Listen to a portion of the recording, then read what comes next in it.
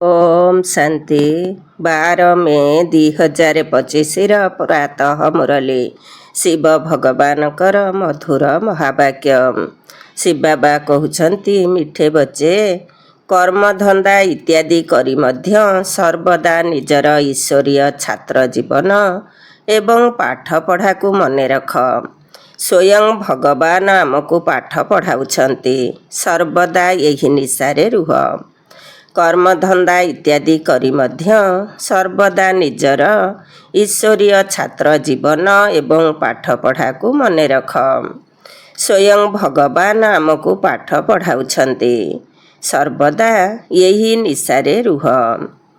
प्रश्न, जेउ पिला मानकु ज्ञान अमृत हजम करिबा जଣା अछि सेमानकर लक्षण किपरि होइथिबो? जेउ पिलामानकु ज्ञान अमृत हजम करिबा जଣା अछि सेमानकर लक्षण किपरि होइथिबो? उत्तर, सेमानक भितरे सर्वदा आत्मिक निशा चढ़ी रहिथिबो एवं ସେହି निशा आधाରରେ ସେମାନେ ସମସ୍ତଙ୍କର କଲ୍ୟାଣ କରି ଚାଲିବେ। କାହାର କଲ୍ୟାଣ ବ୍ୟତୀତ ଅନ୍ୟ କୌଣସି କଥାବାର୍ତ୍ତା କରିବା ପାଇଁ ସେମାନଙ୍କୁ ଭଲ ଲାଗିବ ନାହିଁ। କଣ୍ଟାକୁ ଫୁଲ କରିବାର ସେବାରେ ହିଁ ସେମାନେ ବ୍ୟସ୍ତ ରହିବେ। ଓମ୍ ଶାନ୍ତି। ଏବେ ତୁମେ ପିଲାମାନେ ଏଠାରେ ବସିଛ ଏବଂ ଏହା ମଧ୍ୟ ଜାଣିଛ ଯେ ଆମେ ହେଲୁ ଅଭିନେତା। ଆମେ 84 ଜନ୍ମର ଚକ୍ରକୁ ପୂରା କରିଛୁ। ଏହା ପିଲାମାନଙ୍କ ସ୍ମୃତିରେ ଆସିବା ଉଚିତ। ତୁମେ ଜାଣିଛ ଯେ ବାବା ଆସିଛନ୍ତି ଆମକୁ ପୁଣି ଥରେ ରାଜ୍ୟଭାଗ୍ୟ ପ୍ରାପ୍ତ କରାଇବା ପାଇଁ ଅଥବା ତମଃ ପ୍ରଧାନରୁ ଶତ ପ୍ରଧାନ କରାଇବା ପାଇଁ। ଏକଥା ବାବାଙ୍କ ବିନା ଆଉ କେହି ବୁଝାଇ ପାରିବେ ନାହିଁ। ତୁମେ ଯେତେବେଳେ ଏଠାରେ ବସୁଛ ସେତେବେଳେ ଯେପରି ସ୍କୁଲରେ ବସିଛ, ବାହାରେ ଥିଲାବେଳେ ସ୍କୁଲରେ ନାହଁ। ଜାଣିଛ ଏହା ହେଉଛି ସର୍ବୋଚ୍ଚ ରୁହାନୀ ସ୍କୁଲ। ଏଠାରେ ରୁହାନୀ ବାବା ଆସି ପଢ଼ାଉଛନ୍ତି। ପାଠ ପଢ଼ା ତ ପିଲାମାନଙ୍କର ମନେ ପଡ଼ିବା ଦରକାର ନା। ଇଏ ବ୍ରହ୍ମା ମଧ୍ୟ ସନ୍ତାନ ଅଟନ୍ତି। ଏହାକୁ ଅଥବା ସମସ୍ତଙ୍କୁ ଏକମାତ୍ର ବାବା ଶିଖାଉଛନ୍ତି। ସମସ୍ତ ମନୁଷ୍ୟ ଆତ୍ମାମାନଙ୍କର ସେ ହେଉଛନ୍ତି ପିତା। ସେ ଆସି ବ୍ରହ୍ମା ବାବାଙ୍କ ଶରୀର ଉଦ୍ଧାର ନେଇ ତୁମକୁ ବୁଝାଉଛନ୍ତି, ପ୍ରତିଦିନ ବୁଝାଉଛନ୍ତି। ଏଠାରେ ବସିଥିବା ବେଳେ ବୁଦ୍ଧିରେ ସ୍ମୃତି ରହିବା ଦରକାର ଯେ ଆମେ 84 ଜନ୍ମ ନେଉଛୁ। ଆମେ ବିଶ୍ୱର ମାଲିକ ଥିଲୁ, ଦେବୀ ଦେବତା ଥିଲୁ, ପୁଣି ପୁନର୍ଜନ୍ମ ନେଇ ନେଇ ଆସି ନିଚ ଅବସ୍ଥାରେ ପହଞ୍ଚିଛୁ। ଭାରତ କେତେ ଧନଶାଳୀ ଥିଲା ସବୁ ସ୍ମୃତିରେ ଆସୁଛି। ଏହା ଭାରତର ହିଁ କାହାଣୀ, ତା ସହିତ ଆମର ମଧ୍ୟ। ନିଜକୁ ପୁଣି ଯେପରି ଭୁଲି ନ ଯାଅ। ଆମେ ସ୍ୱର୍ଗରେ ରାଜ୍ୟ କରିଥିଲୁ, ପୁଣି ଆମକୁ 84 ଜନ୍ମ ନେବାକୁ ପଡ଼ିଲା। ଏହି କଥା ସାରାଦିନ ସ୍ମୃତିରେ ଆଣିବାକୁ ପଡ଼ିବ। ଧନ୍ଦା ଆଦି କଲେ ମଧ୍ୟ ପାଠ ତ ମନେ ପଡ଼ିବା ଦରକାର ନା। କିପରି ଆମେ ବିଶ୍ୱର ମାଲିକ ଥିଲୁ, ପୁଣି ଆମେ ତଳକୁ ଖସି ଆସିଲୁ। ବହୁତ ସହଜ, କିନ୍ତୁ ଏହି କଥା ମଧ୍ୟ କାହାର ମନେ ରହୁନାହିଁ। ଆତ୍ମା ପବିତ୍ର ନ ହେବା କାରଣରୁ ୟାଦ ଭୁଲି ଯାଉଛି। ମୋତେ ଭଗବାନ ପଢ଼ାଉଛନ୍ତି, ଏହି କଥା ବୁଦ୍ଧିରୁ ଖସି ଯାଉଛି। ମୁଁ ବାବାଙ୍କର ଛାତ୍ର। ବାବା କହୁଛନ୍ତି ଯୋଗର ଯାତ୍ରାରେ ରୁହ। ବାବା ଆମକୁ ପାଠ ପଢ଼ାଇ ଏହିପରି ଲକ୍ଷ୍ମୀ ନାରାୟଣ କରାଉଛନ୍ତି। ସାରାଦିନ ଏହା ସ୍ମୃତିରେ ଆସିବା ଦରକାର। ବାବା ହିଁ ସ୍ମୃତି ଦେଉଛନ୍ତି, ଏହି ଭାରତ ସ୍ୱର୍ଗ ଥିଲା ନା। ଆମେ ହିଁ ସେହି ଦେବୀ ଦେବତା ଥିଲୁ, ଏବେ ଆସୁରୀ ପ୍ରବୃତ୍ତିର ହୋଇଯାଇଛୁ। ପୂର୍ବେ ତୁମର ବୁଦ୍ଧି ମଧ୍ୟ ଆସୁରୀ ଥିଲା। ଏବେ ବାବା ଈଶ୍ୱରୀୟ ବୁଦ୍ଧି ଦେଇଛନ୍ତି। ତଥାପି କାହାରି କାହାରି ବୁଦ୍ଧିରେ ପଶୁନାହିଁ, ଭୁଲି ଯାଉଛନ୍ତି। ବାବା କେତେ ନିଶା ଚଢ଼ାଉଛନ୍ତି। ତୁମେ ପୁନର୍ବାର ଦେବତା ହେବାକୁ ଯାଉଛ, ତେଣୁ ତୁମ ଭିତରେ ସେହି ନିଶା ରହିବା ଉଚିତ ନା। ଆମେ ନିଜର ରାଜ୍ୟ ନେଉଛୁ, ଆମେ ନିଜର ରାଜ୍ୟ କରିବୁ। କେତେ ଜଣକର ତ ବିଲକୁଲ ନିଶା ଚଢ଼ୁନାହିଁ। ଜ୍ଞାନ ଅମୃତ ହଜମ ହିଁ ହେଉନାହିଁ। ଯାହାଙ୍କର ନିଶା ଚଢ଼ିଥିବ ତାଙ୍କୁ ଅନ୍ୟର କଲ୍ୟାଣ କରିବା ବିନା ଅନ୍ୟ କୌଣସି କଥାବାର୍ତ୍ତା ହେବାକୁ ଭଲ ଲାଗିବ ନାହିଁ। କଣ୍ଟାରୁ ଫୁଲ କରିବାର ସେବାରେ ହିଁ ଲାଗି ରହିବେ। ପୂର୍ବେ ଆମେ ଫୁଲ ଥିଲୁ, ପରେ ମାୟା କଣ୍ଟା କରିଦେଇଛି। ଏବେ ପୁଣି ଥରେ ଫୁଲ ଭଳି ହେଉଛୁ। ଏହିପରି ନିଜ ସହିତ କଥା ହେବା ଉଚିତ। ଏହି ନିଶାରେ ରହି ତୁମେ କାହାକୁ ମଧ୍ୟ ବୁଝାଇଲେ ତୁରନ୍ତ ତାଙ୍କୁ ତୀର ଲାଗିଯିବ। ଭାରତ ଆଲ୍ଲାଙ୍କର ବଗିଚା ଥିଲା, ଏବେ ପତିତ ହୋଇଯାଇଛି। ଆମେ ହିଁ ସାରା ବିଶ୍ୱର ମାଲିକ ଥିଲୁ। କେତେ ବଡ଼ କଥା! ଏବେ ପୁଣି ଆମେ କ'ଣ ହୋଇଯାଇଛୁ? କେତେ ତଳକୁ ଖସି ଯାଇଛୁ। ଆମର ଚଢ଼ିବା ଏବଂ ଖସିବାର ଏହି ନାଟକ ଚାଲିଛି। ଏହି କାହାଣୀ ବାବା ବସି ଶୁଣାଉଛନ୍ତି। ଭକ୍ତି ମାର୍ଗରେ ଯାହା ଶୁଣିଛ ତାହା ମିଥ୍ୟା, ଏହା ସତ୍ୟ। ସେମାନେ ସତ୍ୟନାରାୟଣଙ୍କର କଥା ଶୁଣାଇଥାନ୍ତି, କିନ୍ତୁ ସେମାନେ କ'ଣ ବୁଝିପାରନ୍ତି କି ଆମେ କିପରି ଚଢ଼ିଲୁ ପୁଣି କିପରି ତଳକୁ ଖସିଲୁ। ଏହି ବାବା ସତ୍ୟନାରାୟଣଙ୍କର କଥା ଶୁଣାଉଛନ୍ତି।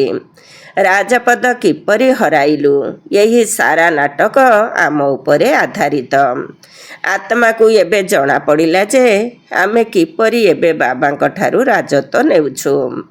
ବାବା ଏଠାରେ ପଚାରିଲେ କହୁଛନ୍ତି, ହଁ, ନିଶା ଅଛି, ପୁଣି ବାହାରକୁ ଗଲା ପରେ କିଛି ହେଲେ ନିଶା ରହୁନାହିଁ। ପିଲାମାନେ ନିଜେ ଜାଣିପାରୁଛନ୍ତି, ଯଦିଓ ହାତ ଉଠାଇ ଦେଉଛନ୍ତି, କିନ୍ତୁ ଚଳନି ଏପରି ଯାହାକି ନିଶା ରହିପାରୁନାହିଁ। ଅନୁଭବ ତ ହେଉଛି ନା?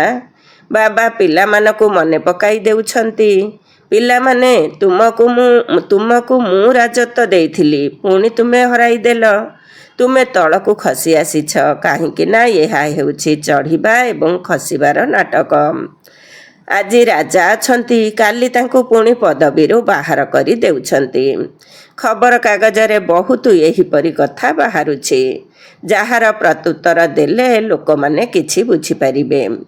ଏହା ନାଟକ ଚାଲିଛି, ଏହା ମନେ ରହିଲେ ମଧ୍ୟ ସର୍ବଦା ଖୁସିରେ ରହିପାରିବ। ବୁଦ୍ଧିରେ ଅଛି ନା? ଆଜିଠାରୁ 5000 ବର୍ଷ ପୂର୍ବେ ଶିବ ବାବା ଆସିଥିଲେ। ଏଠାକୁ ଆସି ରାଜଯୋଗ ଶିଖାଇଥିଲେ। ଲଢ଼େଇ ଲାଗିଥିଲା।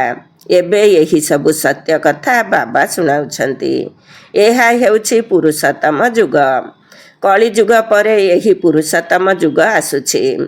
କଳିଯୁଗକୁ ପୁରୁଷୋତ୍ତମ ଯୁଗ କୁହାଯିବ ନାହିଁ। ସତ୍ୟ ଯୁଗକୁ ମଧ୍ୟ କୁହାଯିବ ନାହିଁ। ଆସୁରୀ ସମ୍ପ୍ରଦାୟ ଏବଂ ଦୈବୀ ସମ୍ପ୍ରଦାୟ କୁହାଯାଏ। ତାର ମଝିରେ ଏହି ସଙ୍ଗମ ଯୁଗ ରହିଛି, ଯେତେବେଳେ କି ପୁରୁଣା ଦୁନିଆରୁ ନୂଆ ଦୁନିଆ ହେଉଛି। ନୂଆରୁ ପୁରୁଣା ହେବା ପାଇଁ ସାରା ଚକ୍ରର ସମୟ ଲାଗିଯାଉଛି। ଏବେ ସଙ୍ଗମ ଯୁଗ ଚାଲିଛି। ସତ୍ୟ ଯୁଗରେ ଦେବୀ ଦେବତାମାନଙ୍କର ରାଜ୍ୟ ଥିଲା, ଏବେ ତାହା ନାହିଁ। ଏବେ ତ ଅନେକ ଧର୍ମ ଆସିଯାଇଛି। ଏହା ତୁମ ବୁଦ୍ଧିରେ ରହୁଛି। ଅନେକ ଅଛନ୍ତି ଯେଉଁମାନେ କି 6-8 ମାସ 12 ମାସ ପାଠ ପଢ଼ି ପୁଣି ତଳକୁ ଖସି ଯାଉଛନ୍ତି, ଫେଲ ହୋଇଯାଉଛନ୍ତି। ଯଦିଓ ପବିତ୍ର ରହୁଛନ୍ତି, କିନ୍ତୁ ପାଠ ପଢ଼ୁନଥିବାରୁ ଖସି ଯାଉଛନ୍ତି।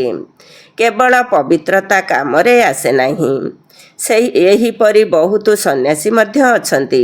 ସେମାନେ ସନ୍ନ୍ୟାସ ଧର୍ମ ଛାଡ଼ି ଯାଇ ଗୃହସ୍ଥୀ ହୋଇଯାଆନ୍ତି, ବିବାହ ଆଦି କରିଥାନ୍ତି। ତେଣୁ ଏବେ ବାବା ପିଲାମାନଙ୍କୁ ବୁଝାଉଛନ୍ତି, ତୁମେ ସ୍କୁଲରେ ବସିଛ। ଏକଥା ସ୍ମୃତିରେ ଅଛି ଯେ ଆମେ ଆମ ରାଜତ୍ୱ କିପରି ହରାଇଛୁ, କେତେ ଜନ୍ମ ନେଇଛୁ। ଏବେ ପୁଣି ବାବା କହୁଛନ୍ତି, ବିଶ୍ୱର ମାଲିକ ହୁଅ। ଏଥିପାଇଁ ପବିତ୍ର ନିଶ୍ଚିତ ହେବାକୁ ପଡ଼ିବ। ଯେତେ ଅଧିକ ବାବାଙ୍କୁ ମନେ ପକାଇବ ସେତେ ପବିତ୍ର ହୋଇଯିବ। କାହିଁକି ନା ସୁନାରେ ଖାଦ ପଡ଼ିଛି, ତାହା ବାହାରିବ କିପରି? ପିଲାମାନଙ୍କ ବୁଦ୍ଧିରେ ଅଛି, ଆମେ ଆତ୍ମାମାନେ ସତପ୍ରଧାନ ଥିଲୁ, 24 କ୍ୟାରେଟ୍ ଥିଲୁ, ପୁଣି ତଳକୁ ଖସି ଖସି ଏପରି ଅବସ୍ଥା ହୋଇଯାଇଛି। ଆମେ କ'ଣ ହୋଇଯାଇଛୁ?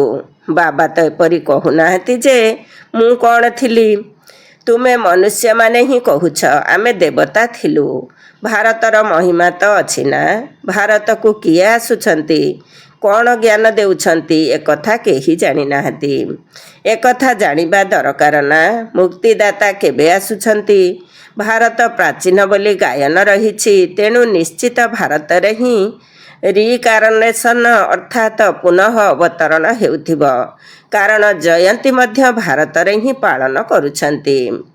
ତେବେ ନିଶ୍ଚିତ ବିଶ୍ୱପିତା ଏଠାକୁ ଆସିଥିବେ। କୁହନ୍ତି ମଧ୍ୟ ଭାଗୀରଥ ଅର୍ଥାତ୍ ଭାଗ୍ୟଶାଳୀ ରଥ। ତେବେ ମନୁଷ୍ୟ ଶରୀରରେ ଆସିଥିବେ ନା? ପୁଣି ଘୋଡ଼ା ଗାଡ଼ି ମଧ୍ୟ ଦେଖାଇଛନ୍ତି। ଉଭୟ କଥା ମଧ୍ୟରେ କେତେ ଫରକ ରହିଛି।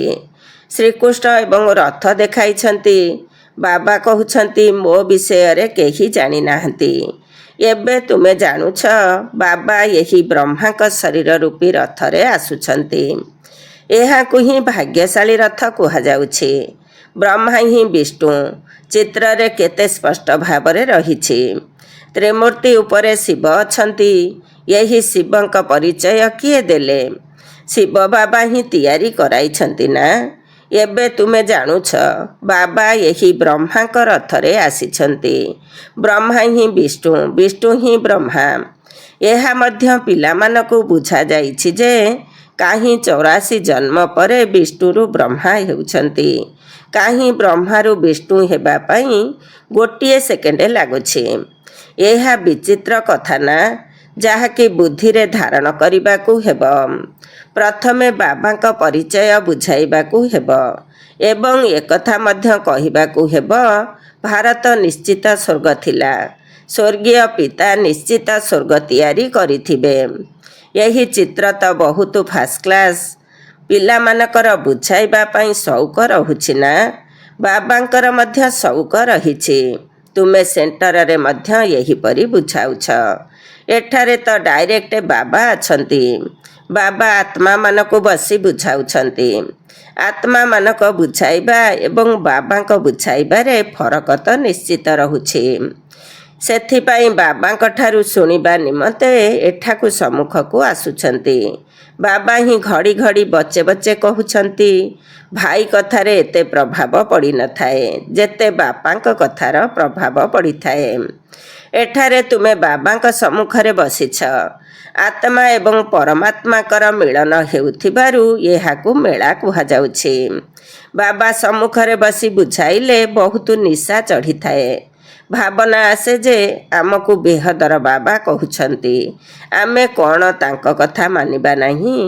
ବାବା କହୁଛନ୍ତି ମୁଁ ତୁମକୁ ସ୍ୱର୍ଗକୁ ପଠାଇଥିଲି। ତୁମେ ପୁଣି 84 ଜନ୍ମ ନେଇ ନେଇ ପତିତ ହୋଇଯାଇଛ। ପୁଣି କ'ଣ ତୁମେ ପାବନ ହେବ ନାହିଁ? ବାବା ଏକଥା ଆତ୍ମାମାନଙ୍କୁ କହୁଛନ୍ତି। କେହି କେହି ଭାବୁଛନ୍ତି ବାବା ସତ୍ୟ କହୁଛନ୍ତି।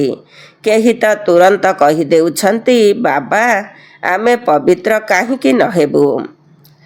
ବାବା କହୁଛନ୍ତି ମୋତେ ମନେ ପକାଇଲେ ତୁମର ପାପ କଟିଯିବ। ତୁମେ ଖାଣ୍ଟି ସୁନା ହୋଇଯିବ।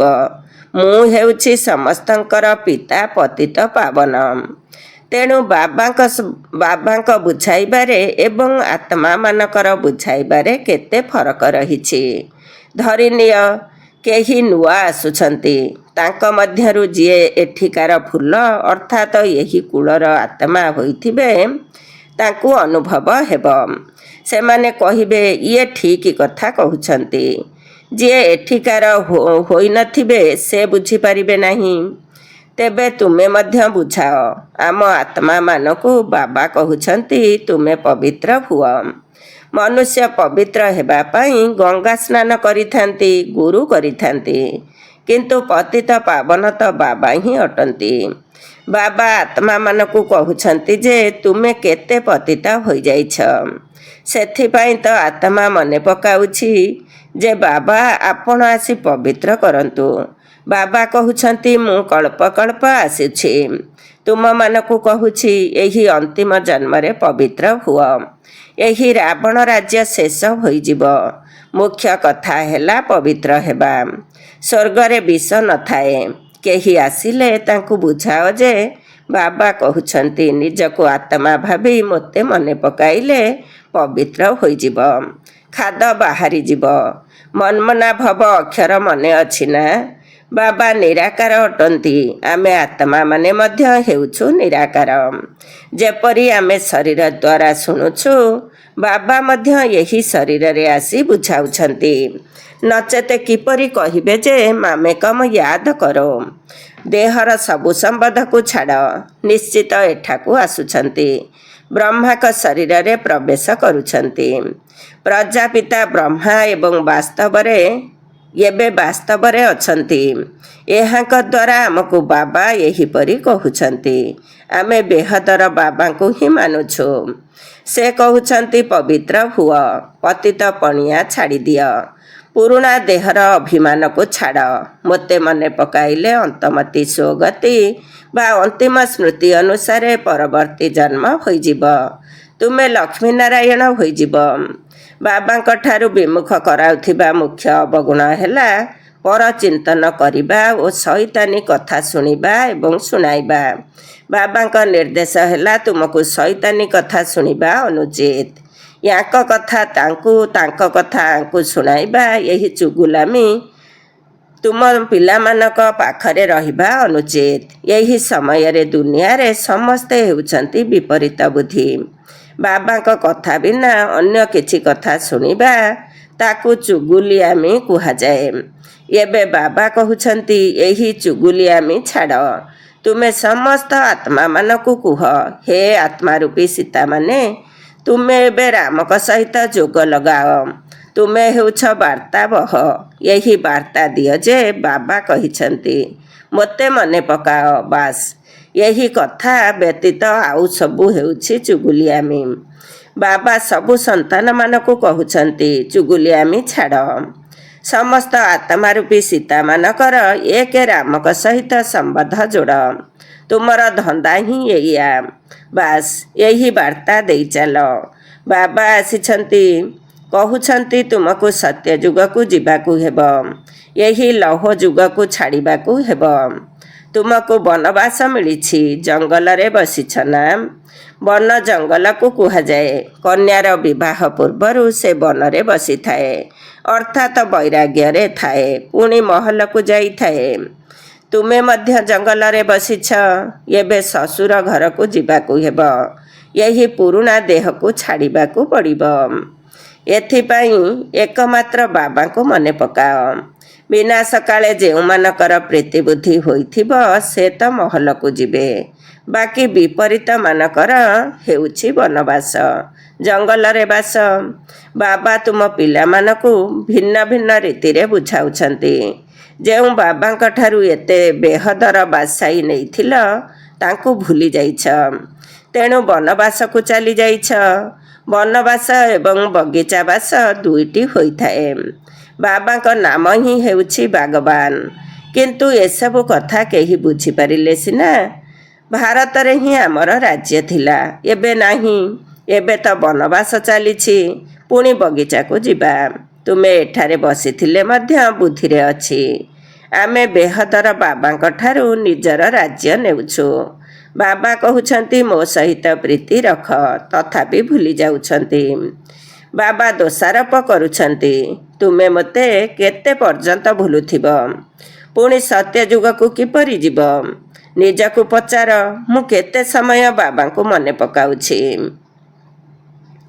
ତୁମେ ତ ଯେପରି ଯୋଗର ଅଗ୍ନିରେ ପଡ଼ିଛ, ଯାହାଦ୍ୱାରା ବିକର୍ମ ବିନାଶ ହେଉଛି। ଏକ ବାବାଙ୍କ ସହିତ ପ୍ରୀତି ବୁଦ୍ଧି ହେବା ଉଚିତ। ସବୁଠାରୁ ଫାଷ୍ଟ କ୍ଲାସ୍ ପ୍ରେମିକ ଯିଏକି ତୁମକୁ ମଧ୍ୟ ଫାଷ୍ଟ କ୍ଲାସ୍ କରୁଛନ୍ତି।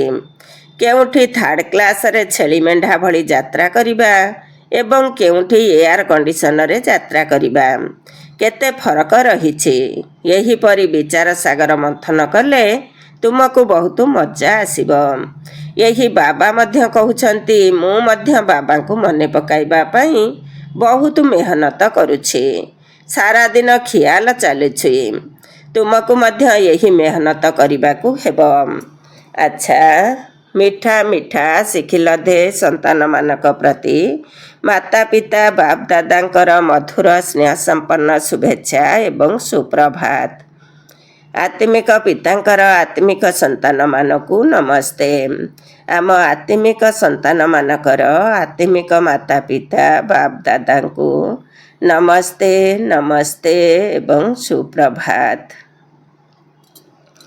ଧାରଣା ପାଇଁ ମୁଖ୍ୟ ସାର 1 ନମ୍ବର। କାହାକୁ ବି ଏକମାତ୍ର ରାମ ଅର୍ଥାତ୍ ବାବାଙ୍କ କଥା ବିନା ଅନ୍ୟ କୌଣସି କଥା ଶୁଣାଇବା ଅନୁଚିତ। ଜଣକର କଥା ଅନ୍ୟ ଜଣକୁ ଶୁଣାଇବା, ପରଚିନ୍ତନ କରିବା ଏହା ଚୁଗୁଲିଆମି ଅଟେ। ଏହାକୁ ତ୍ୟାଗ କରିବାକୁ ହେବ। 2 ନମ୍ବର, ଏକମାତ୍ର ବାବାଙ୍କ ସାଥିରେ ପ୍ରୀତି ଅର୍ଥାତ୍ ସ୍ନେହପୂର୍ଣ୍ଣ ସମ୍ବନ୍ଧ ରଖିବାକୁ ହେବ। ପୁରୁଣା ଦେହର ଅଭିମାନକୁ ଛାଡ଼ି ଏକମାତ୍ର ବାବାଙ୍କର ସ୍ମୃତି ଦ୍ୱାରା ନିଜକୁ ପବିତ୍ର କରିବାକୁ ହେବ। ବରଦାନ, ସମାହିତ କରିବାର ଶକ୍ତି ଦ୍ୱାରା ଭୁଲକୁ ମଧ୍ୟ ଠିକ୍ କରୁଥିବା ବିଶ୍ୱ ପରିବର୍ତ୍ତକ ଭବ।